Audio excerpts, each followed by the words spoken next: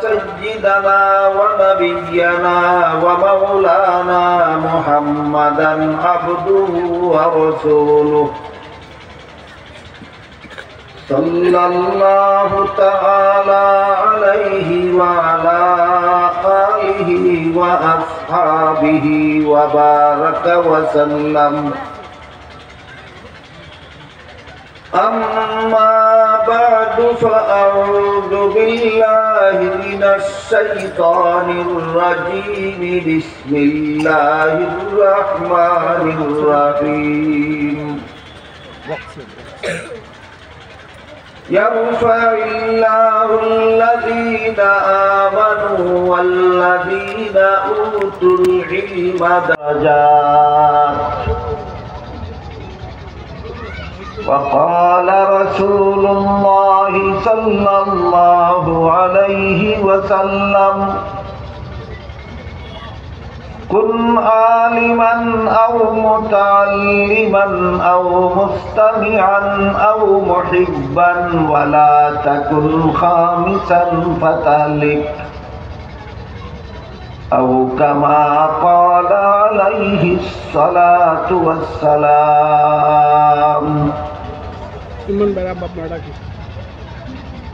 हजरत उलमाए कराम मुहतरम हाज़िरीन, এলাকার সর্বস্তরের মুসলমান ভাইয়েরা আমার ও আমার আশপাশের বাড়িঘরের পর্দার আড়ালে বসা মা ও বোনেরা, আমি আশা করি আপনারা জানেন যে আজকের এই মুবারক সমাবেশের আয়োজন একটা মাদ্রাসার পক্ষ থেকে করা হয়েছে। তাই মাদ্রাসার পক্ষ থেকে এ সমস্ত অনুষ্ঠানের আয়োজন কেন করা হয়, এই প্রশ্নের জবাবটা মাদ্রাসার আয়োজিত সবার থেকেই আমাদের জেনে যাওয়া দরকার, এবং এই প্রশ্নের জবাব যে হাদিসের দ্বারা পরিষ্কারভাবে বুঝে আসে এমন একটি হাদিস আমি আপনাদের সামনে তিলাওয়াত করেছি। হাদিসে রাসূল করিম সাল্লাল্লাহু আলাইহি ওয়াসাল্লাম বলেন, তুমি আলেম হও, এটা তোমার জন্য জাহান্নাম থেকে বাঁচার 1 নম্বর পথ। উম্মতের জাহান্নাম থেকে বাঁচার সর্বমোট 4টা পথ আল্লাহর রাসূল এই হাদিসে উল্লেখ করেছেন। সাথে সাথে বলে দিয়েছেন এই 4 পথ ছাড়া উম্মতের জন্য জাহান্নাম থেকে বাঁচার 5ম আর কোনো পথ নাই। কটা পথ আছে? 4টা পথ আছে। 5 নম্বর কোনো পথ নেই। এই 4 পথের প্রথম পথ এর বিবরণ দিয়া রাসূল বলেন, কুন আলিমান, তুমি আলেম হও, এটা তোমার জন্য জাহান্নাম থেকে বাঁচার 1 নম্বর পথ। আলেম হওয়ার সুযোগ যাদের হয়নি তাদেরকে রাসূল বলেন, তুমি আলেমের ছাত্র হও। আলেমের ছাত্র হওয়াটা জাহান্নাম থেকে বাঁচার 2 নম্বর পথ। আমি আশা করি আপনারা সকলেই জানেন এবং বুঝেন যে মাদ্রাসায় যারা পড়ান তারা তো হলেন আলেম, আর যারা পড়ে তারা আলেমের ছাত্র। সুতরাং মাদ্রাসায় যারা পড়ান তারা জাহান্নাম থেকে বাঁচার 1 নম্বর পথে আছে, যারা মাদ্রাসায় পড়ে তারা জাহান্নাম থেকে বাঁচার 2 নম্বর পথে আছে। কিন্তু আমাদের সমাজের শতকরা 99 ভাগেরও বেশি মুসলমান যারা আলেমও নন, আলেমের ছাত্রও নন। কেউ জীবনভর কৃষিকাজ নিয়ে ব্যস্ত থাকেন, কেউ জীবনভর ব্যবসা নিয়ে ব্যস্ত থাকেন, কেউ চাকুরি নিয়ে ব্যস্ত থাকেন, কেউ স্কুল কলেজের লেখাপড়া নিয়ে ব্যস্ত থাকেন, যে কারণে তাদের আলেম হওয়ারও সুযোগ হয় না, আলেমের ছাত্র হওয়ারও সুযোগ হয় না। এই শ্রেণীর মানুষের জন্য রাসূল বলেন, আও মুস্তামিআন,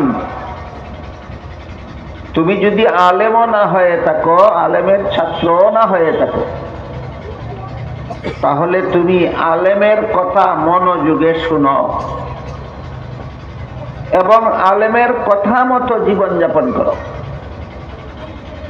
এটা তোমার জন্য জাহান্নাম থেকে বাঁচার 3 নম্বর পথ। এই সুযোগটা যারা আলেমও না, আলেমের ছাত্রও না, হয়তো গৃহস্থী নিয়ে ব্যস্ত, না হয় ব্যবসা নিয়ে ব্যস্ত, না হয় চাকুরি নিয়ে ব্যস্ত, না হয় স্কুল কলেজের লেখাপড়া নিয়ে ব্যস্ত,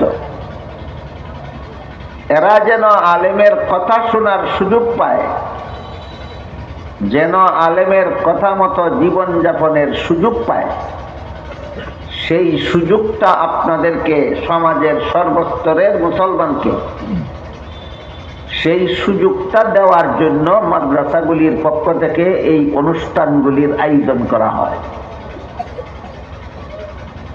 যারা মাদ্রাসায় পড়ান তারা তো জাহান্নাম থেকে বাঁচার পথেই আছেন, যারা মাদ্রাসায় পড়ে তারা তো জাহান্নাম থেকে বাঁচার পথেই আছে, যারা পড়ায়ও না পড়েও না এরা তো জাহান্নাম থেকে বাঁচার পথে নাই। এরা যদি আলেমের কথা শুনে না, আলেমের কথা মতো জীবনযাপন করে না, তাহলে জাহান্নাম থেকে বাঁচতে পারবে না। কাজেই এরা যেন আলেমের কথা শোনার সুযোগ লাভ করতে পারে, এরা যেন আলেমের কথা মতো চলার একটা সুযোগ পেতে পারে, এই সুযোগটা আপনাদের সকলকে প্রদান করার জন্য মাদ্রাসাগুলির পক্ষ থেকে এই অনুষ্ঠানগুলির আয়োজন করা হয়।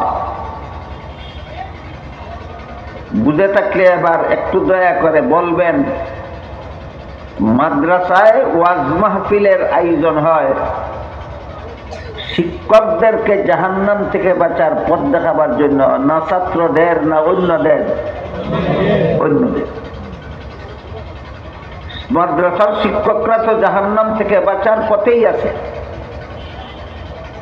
মাদ্রাসার ছাত্ররা তো জাহান্নাম থেকে বাঁচার পথেই আছে। অগত্যা কেউ যদি পথ হারিয়ে ফেলে সেটা তার ব্যাপার, কিন্তু যারা মাদ্রাসার শিক্ষক নন, ছাত্র নন, তারা তো জাহান্নাম থেকে বাঁচার পথে নাই। আপনাদের সর্বস্তরের মুসলমানদেরকে সেই পথটা দেখাবার জন্য, মাদ্রাসার শিক্ষক না হয়েও আপনারা কিভাবে জাহান্নাম থেকে বাঁচবেন, মাদ্রাসার ছাত্র না হয়েও আপনারা কিভাবে জাহান্নাম থেকে বাঁচবেন, সেই পথটা আপনাদের দেখাবার জন্য মাদ্রাসাগুলির পক্ষ থেকে ইসলামী সম্মেলনের আয়োজন হয়। বর্তমান বাংলাদেশে 40,000 কওমি মাদ্রাসা আছে। প্রায় সবগুলি কওমি মাদ্রাসার পক্ষ থেকে বৎসরে কমপক্ষে একটি করে এইরকম ইসলামী সম্মেলন হয়। কাজেই বর্তমান বাংলাদেশের 40,000 কওমি মাদ্রাসার পক্ষ থেকেই প্রতি বৎসরে বাংলাদেশে 40,000 ইসলামী সম্মেলন হয়। সবগুলির একমাত্র উদ্দেশ্য, যারা আলেমও নয়, মাদ্রাসার ছাত্রও নয়, এদেরকে জাহান্নাম থেকে বাঁচার পথ দেখাবার। যারা আলেমও নয়, মাদ্রাসার ছাত্রও নয়, তাদেরকে জাহান্নাম থেকে বাঁচার পথ দেখাবার। আর সেই পথ প্রদর্শন করে রাসূল বলেন, আও মুস্তামিআন, এর অর্থ হলো তুমি যদি আলেমও না হও, আলেমের ছাত্রও না হও, তাহলে মনোযোগে আলেমের কথা শুনো এবং তাদের কথা মতো জীবনযাপন করো। এটা তোমাদের সকলের জন্য জাহান্নাম থেকে বাঁচার 3 নম্বর পথ। এখন প্রশ্ন হলো, আমরা কোন কোন কাজ জীবনে, কোন কোন কাজ আলেমের কথা মতো করব? এই বিষয়টা সমাজে আলোচনা হয় না বললে চলে। আমাদের জীবনের আমরা যারা আলেমও নই, আলেমের ছাত্রও নই, আমরা জীবনের কোন কোন কাজ আলেমদের কথা মতো করতে হবে জাহান্নাম থেকে বাঁচার জন্য, এই বিষয়টা সমাজে ব্যাপকভাবে আলোচনা হয় না। না হওয়ার কারণে সর্বসাধারণ মুসলমানের জানাই নাই যে আমার কোন কোন কাজ আলেমদের কথা মতো করতে হবে। অনেকেই মনে করেন আলেমের কথা মতো আমার নামাজ পড়তে হবে, আলেমের কথা মতো রোজা রাখতে হবে, আলেমের কথা মতো ইবাদত বন্দেগী করতে হবে। কিন্তু আমার সংসারের কাজ তো আর আলেম বুঝে না। আমার সংসারের কাজ আমার ইচ্ছা মতো, আমার সুযোগ সুবিধা মতোই করতে হবে। এই সমাজের বেশিরভাগ মুসলমানের ধ্যান ধারণা, চিন্তা চেতনা এমনই। নামাজ পড়ে আলেমের কথা মতো, রোজা রাখে আলেমের কথা মতো, হজ করে আলেমের কথা মতো, যাকাত দেয় আলেমের কথা মতো। কিন্তু ছেলে মেয়ের বিয়া শাদী নিজেদের ইচ্ছা মতো করে। ছেলের বিয়ে দেয় নিজের ইচ্ছা মতো, মেয়ের বিয়ে দেয় নিজের ইচ্ছা মতো, ব্যবসা করে নিজের ইচ্ছা মতো, আয় উপার্জন করে নিজের ইচ্ছা মতো। এতে হয় কি, সংসারের যে কাজগুলি সমাজের মানুষ আলেমদের কথা মতো না করে ইচ্ছা মতো করে, এই কাজগুলি হালাল হয় না, হারাম হয়। ব্যবসা করতে গিয়ে আপনি সুদি কারবারে জড়িত হয়ে গেলেন, আলেমের কথা মতো কারবার করেন না, কারবার করেন নিজের ইচ্ছা মতো। আর নামাজ পড়েন আলেমের কথা মতো।